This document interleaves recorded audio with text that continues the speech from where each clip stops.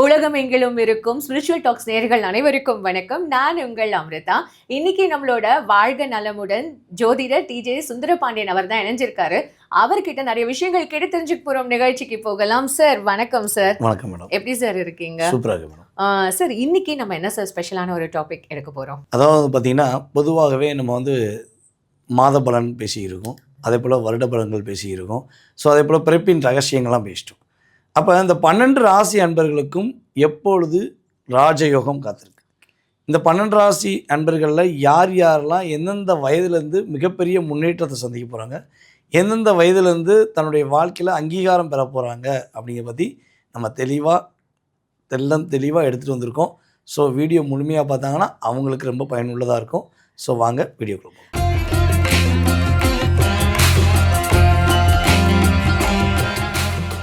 மேஷ ராசிக்கு எந்த வயதுக்கு மேலே அவங்களுக்கு ஒரு நல்ல திருப்பங்கள் இல்லை நல்ல மாற்றங்கள் அவங்க வாழ்க்கையில் வரும்? அதாவது பொதுவாகவே பார்த்திங்கன்னா நம்மளுடைய காலச்சக்கரத்துக்கு முதல் ராசி தான் மேச ராசி.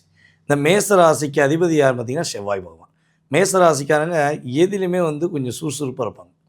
அவங்களுடைய வேகம் விவேகம்லாம் கண்ட்ரோல் பண்ணணும்னா அது அன்பினால் மட்டும்தான் கண்ட்ரோல் பண்ண முடியும். அந்த அளவுக்கு வேகத்தின் தன்மை கொண்டவங்க தான் மேச ராசிக்காரங்க. மேச ராசியில் பார்த்திங்கன்னா 3 நட்சத்திரங்கள் உண்டு.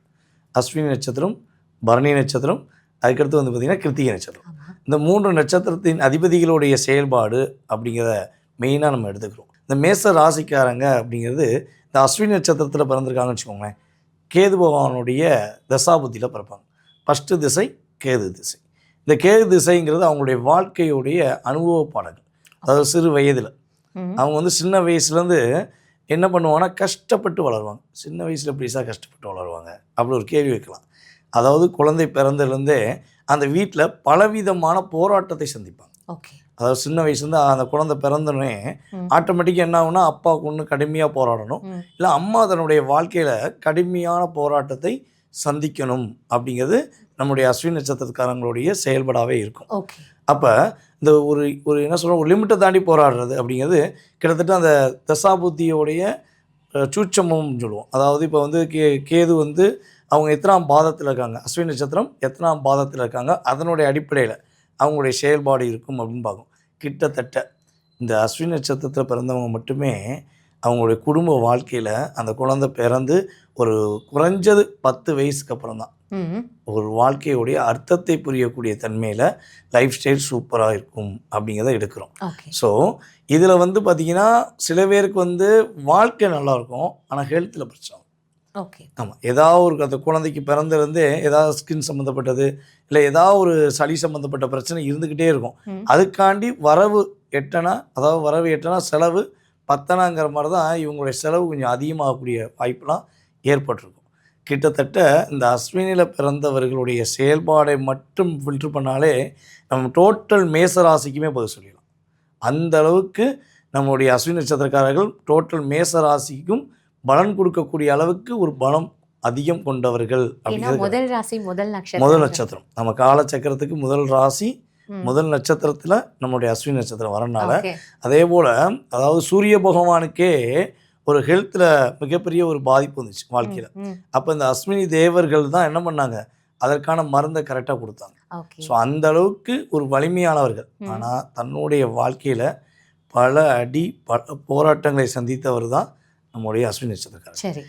இவர்களுடைய லைஃப் ஸ்டைல் பார்த்திங்கன்னா குறைஞ்சது ஒரு 30 வயசுக்கு அப்புறம் தான் வாழ்க்கையோடைய ஒரு சரியான பாதையை நோக்கி போகக்கூடிய தன்மையில் நம்முடைய மேச ராசியில் பிறந்த அஸ்வினி நட்சத்திரக்காரர்களுக்கு இருக்கும். ஆனால் 30 வருஷம் 30 வயசு ஆகும். போராடணும். 30 வயசு வரையும் வாழ்க்கையில் நான் எவ்வளவோ போராடிட்டேன் சார், நான் அனுபவப்பட்டுட்டேன். நட்பின் மூலமாக உறவின் மூலமாக பலவிதமான அனுபவப்பட்டுட்டேன்னு சொல்லி நம்மளுடைய அஸ்வினி நட்சத்திரக்காரங்க சொல்லுவாங்க. அதுக்கடுத்து பார்த்திங்கன்னா பரணி. இந்த பரணி நட்சத்திரக்காரங்களுடைய லைஃப் ஸ்டைல் எடுத்தோன்னு பார்த்தீங்கன்னா கிட்டத்தட்ட பரணிக்கு அதிபதி யாருன்னா சுக்கிரன். இந்த குட்டி சுக்கிரனாலே வாழ்க்கையில் ஒரு மகிழ்ச்சியும் ஒரு போராட்டமும் கலந்த கலவை தான். சுக்கிரன் தெரியும். குட்டி சுக்கிரன் நல்லா செக் பண்ணி பாருங்கள். இந்த சுக்கிரன் நட்சத்திரத்தில் பிறந்தவங்க எல்லாமே அப்படியே தலைகீழாக வாழ்க்கை மாறிடும். சுக்கிரன்னா யோகம், சுக்கிரன்னா அமோகம் அப்படிலாம் சொல்ல தான் செய்கிறோம். ஆனால் அந்த குடும்பத்தில் கேட்டிங்கன்னா தெரியும், ஐயா ஒன்று இவன் சேட்டை தாங்கலை, இல்லைன்னா இவன் பிறந்த பிறகு இவருடைய அப்பா சேட்டை தாங்க முடியல, அப்படிங்கிற மாதிரி சுக்கிரன் அதோடைய ஆதிக்கத்தை உண்மையிலே வெளிப்படுத்துவார். கிட்டத்தட்ட நம்முடைய பரணி நட்சத்திரத்துக்காரங்களுடைய செயல்பாடுன்னு பார்த்தீங்கன்னா, அவங்களுடைய வாழ்க்கையில் எதையுமே அவங்க கொஞ்சம் சந்தோஷமாகவே இருக்கணும் அப்படிங்கிற ஒரு மன பக்குவத்திலே வாழ்வாங்க. ஆனால் சந்தோஷத்தை பிறருக்கு தான் கொடுப்பாங்க போல், இவங்க சந்தோஷத்தை நோக்கி பயணிக்கிறது ரொம்ப ரொம்ப குறைவு. ஓகே. ஆமாம், கிட்டத்தட்ட இவங்களுடைய லைஃப் ஸ்டைலில் ஒரு அடுத்த ஸ்டெப், அதாவது நான் நிம்மதியாக இருக்கேன், எனக்கான பொருளாதாரம் கிடைக்கி அப்படின்னு சொல்லக்கூடிய ஸ்டெப்பே 25 வயதுக்கு அப்புறம் தான் ஆரம்பிக்கும். ஓகே. குறைஞ்சது 25 வயசு. அவங்க லக்னாதிபதி வலுவாக இருந்தால் கட்டாயமாக 25 வயசுல பரணி பரவாயில்ல போலரி, பரவாயில்ல 30லேருந்து 25. ஆமாம், 25 வயசுக்கு அப்புறம். ஏன்னா சூரியனுடைய ஆதிக்கம் வந்துடும்.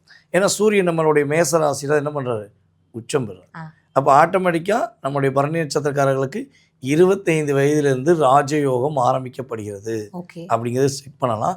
சுக்கிரன் வலிமையாக இருந்தால் அது அமோகமான யோகம். ராஜயோகத்திலே மிகப்பெரிய இரட்டிப்பான ராஜயோகம்னு சொல்லக்கூடிய அமைப்பில் அவங்க சுய ஜாதகத்தில் சுக்கிரன் வலிமையாக இருந்தால் உறுதியாக சூப்பரான லைஃப் ஸ்டைல். அதுக்கடுத்து நம்மளுடைய மேச ராசியில் கிருத்திகை நட்சத்திரம் சொல்லுவோம், கார்த்திகைன்னு சொல்லுவாங்க, கிருத்திகைன்னு சொல்லுவாங்க. இந்த கிருத்திகை நட்சத்திரம் வந்து பார்த்திங்கன்னா ஒரு பாதம் மட்டும்தான் மேச ராசியில் இருக்குது. மீதி உள்ள 3 பாதங்கள் நம்முடைய ரிஷபத்தில் இருக்குது. ஸோ அந்த கிருத்திகை நட்சத்திரம் முதல் பாதத்தில் பிறந்த நம்முடைய மேச ராசியில் பிறந்த நம்முடைய நேயர்களுக்கு வாழ்க்கையில் கிட்டத்தட்ட செவ்வாய் திசை வரந்தண்டியும் ஒரு அனுபவ பாடங்கள் நிறையா இருக்கும். கிட்டத்தட்ட ஒரு 26 வயசுக்கு அப்புறம் இவங்க லைஃப்பில் மிகப்பெரிய முன்னேற்றத்தை, மிகப்பெரிய மாற்றத்தை, இவங்களுக்கான ஒரு அங்கீகாரம் சொல்லுவாங்க, ஒரு அந்தஸ்து அங்கீகாரம் எல்லாமே பெறக்கூடிய தன்மையை வந்து பார்த்திங்கன்னா பொதுவாகவே நம்முடைய கிருத்திகை நட்சத்திரத்தை பிறந்தவர்களுக்கு 26 ஸ்டார்ட் ஆகும் அப்படிங்கிறது உறுதியாக எடுத்துக்கலாம். பொதுவாகவே மேச ராசியில் பிறந்த 3 நட்சத்திரக்காரர்களுக்குமே மிகப்பெரிய யோகமான கிரகங்கள் அப்படின்னு எடுத்து பார்த்திங்கன்னா சூரிய பகவான், குரு பகவான் இவர்களுக்கு மிகப்பெரிய யோகத்தை கொடுக்கக்கூடிய ஒரு வலிமையான கிரகமாக இருப்பாங்க அப்படிங்கிறது உண்மை. ரொம்ப நன்றி. ஏன்னா இப்போ குரு பெயர்ச்சி வேற வந்துதான், அதனால நீங்க வந்து இது சூரியன் அப்புறம் குருன்னு சொல்லும்போது மேபி மேஷராசிக்காரங்க ரொம்ப சந்தோஷமா இருப்பாங்கன்னு நான் நினைக்கிறேன். இப்போ இவங்க வழிபாடுபட வேண்டிய தெய்வங்கள் நம்மளுடைய மேசராசி அன்பர்கள் 3 நட்சத்திரக்காரர்களும் மெயினாக படிக்க வேண்டிய தெய்வம் யாருன்னா நம்மளுடைய சிவன் கோயிலில் உள்ள சூரிய பகவான். சிவன் கோவிலில் சூரிய பகவான், சூரிய பகவானை வந்து ஃபஸ்ட்டு பார்த்துட்டு தான் மேசராசிக்காரங்க என்ன பண்ணணும், டைரெக்டாக சிவபெருமானையே பார்க்க போகணும். ஏன்னா அவர்கிட்ட அனுமதி வாங்கி இவங்க லைஃப் ஸ்டைலை ஸ்டார்ட் பண்ணாங்கன்னா லைஃப் அற்புதமாக இருக்கும்.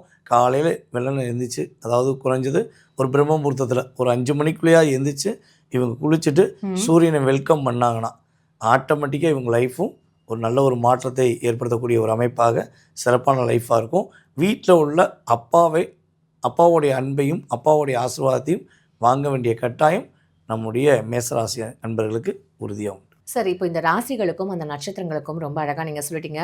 குறிப்பாக வந்து இந்த வயசுன்றதையும் வந்து குறிப்பிட்டு சொல்லியிருக்கீங்க.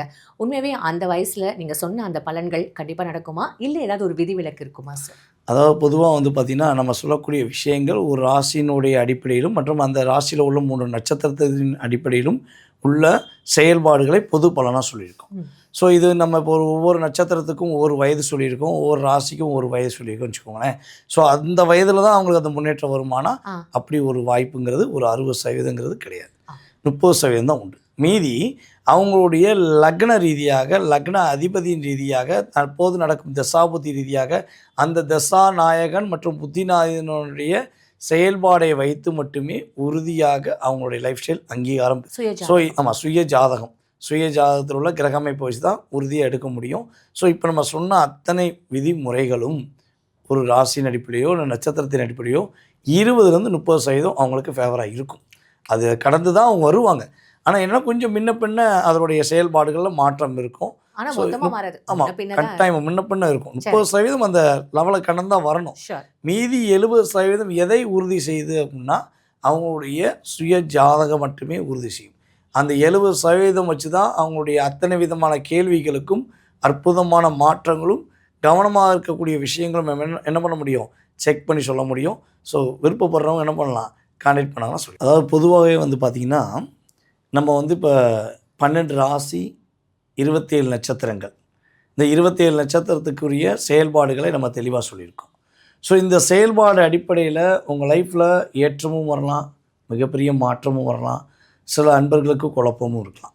சார் நீங்கள் சொன்ன இயரில் சொன்ன வருஷங்களில் எனக்கு நடந்துச்சு சார் அப்படின்னு சொல்லக்கூடிய அன்பர்கள் குறைஞ்சது எனக்கு ஒரு 60% உண்மையிலேயே கமெண்ட்ஸ் கொடுக்குங்க. ஸோ சில பேருக்கு நடக்கலை அப்படிங்கிறக்காண்டியும் சில பேர் வார்த்தைகளை சொல்கிறீங்க. ஸோ அப்போ அதுக்கு மிகப்பெரிய காரணம் உங்களுடைய சுய ஜாதகமே. அப்போ நம்ம சொன்ன வழிபாடு இது தான் மாறுமானா வழிபாடு எப்பயுமே மாறாது. நம்ம சொன்ன வழிபாடை மனசார உள்ளுணர்வோடு நீங்கள் போய் வழிபாடு செஞ்சீங்கன்னா உங்கள் லைஃப்பில் நீங்கள் எதிர்பார்க்குற லட்சியங்கள், எதிர்பார்க்குற செயல்பாடுகள் அந்த தெய்வத்துடைய ஆசீர்வாதம் மூலமாகவும் இந்த பிரபஞ்சத்துடைய சக்தியின் மூலமாகவும் உங்களுக்கு முழுமையாக கிடைக்கும். சரியா? ஸோ நம்மளை ஃபாலோ பண்ணக்கூடியவங்களுக்கு இதை தெளிவாக சொல்லணும் அவசியம் இல்லை. ஏன்னா ரெகுலர் ஃபாலோ நம்மளுடைய ஸ்பிரிச்சுவல் டாக்ஸில் நம்ம ரெகுலராக ஃபாலோ பண்ணக்கூடிய நேயர்களுக்கு முழுமையாக புரியும். ஸோ புதுசாக பார்க்கக்கூடிய நம்மளுடைய நேயர்களுக்கு இதை வந்து நான் தெளிவாக சொல்லிக்கிறேன். ஸோ வாய்ப்பை பயன்படுத்திக்கோங்க. உங்களுடைய நண்பர்களுக்கு, உங்களுடைய உறவினர்களுக்கும் நம்மளுடைய சேனலை என்ன பண்ணுங்கள், ஃபார்வர்ட் பண்ணுங்கள். அவங்க சந்தோஷம் அடைவது உங்களுக்கும் சந்தோஷமாக இருக்கக்கூடிய பாக்கியத்தை பிரபஞ்சம் கொடுக்கும் என்பது நிதர்சனமான உண்மை. Fine sir. இவ்வளோ நேரம் ரொம்ப அழகாக அந்த 12 ராசிகளுக்கும் இந்த நட்சத்திரங்களுக்கும் நீங்கள் கரெக்டாக அந்த வயசு அது முதற்கொண்டும் வந்து எங்களுக்கு எக்ஸ்பிளைன் பண்ணியிருக்கீங்க. உங்கள் நேரத்துக்கும் உங்களோட இந்த விரிவான விளக்கத்துக்கும் ரொம்ப நன்றி. தொடர்ந்து பேசுவோம் சார். நன்றிம்மா.